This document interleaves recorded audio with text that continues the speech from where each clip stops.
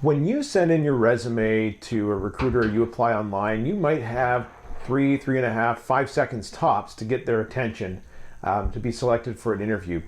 So it's really important you make really good use of that time. There's 3 things that you can do to make sure that you're making the most of your time in front of a recruiter. The first thing is keywords. You need to have the right keywords in your resume even to get to the recruiter. Here's why. Most places now, when you apply online, they have an applicant tracking software system. What that means is you apply online, it goes into a database.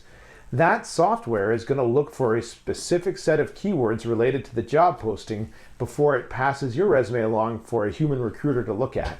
So what you can do is you actually need to tailor your resume for every job you apply for. Look for certain words that seem to get used a fair amount in the job posting, or maybe they're featured prominently, or you think it's a basic part of doing the job, and make sure that those words appear in your resume. Now, don't lie.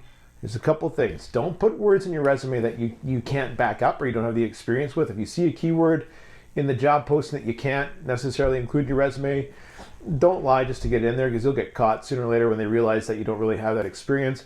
Just focus on the ones that you do have, because the more that you have, the better off you'll be, and you'll get attention to the applicant tracking software that way.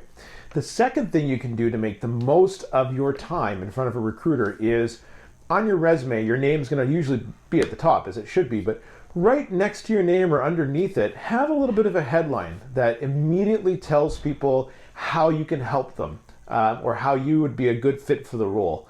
It immediately gets the recruiter or the person reading the resume envisioning you in the role, and it increases your chance of getting that all-important interview.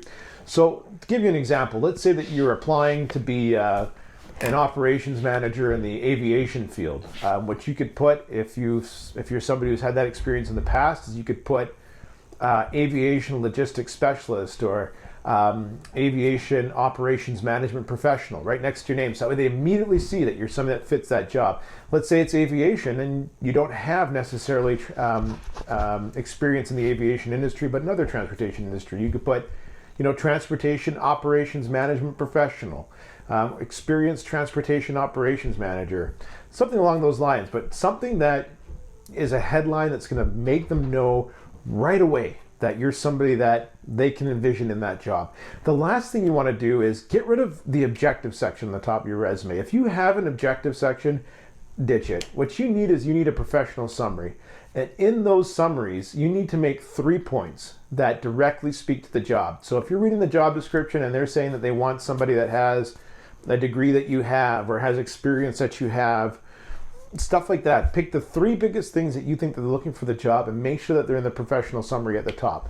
That way, as soon as they see that headline and they read down, they can then even further envision you in the role, because the first things that they're reading are things that they were specifically looking for. If you can do those 3 things, that is, make sure you have the right keywords, give yourself a relevant headline that speaks to the job, and have a professional summary with the 3 biggest points that you bring to the table that you know that they are looking for in this job, I promise you can go from blindly sending in resumes that don't get a look to increasing your chance of getting an interview every single time.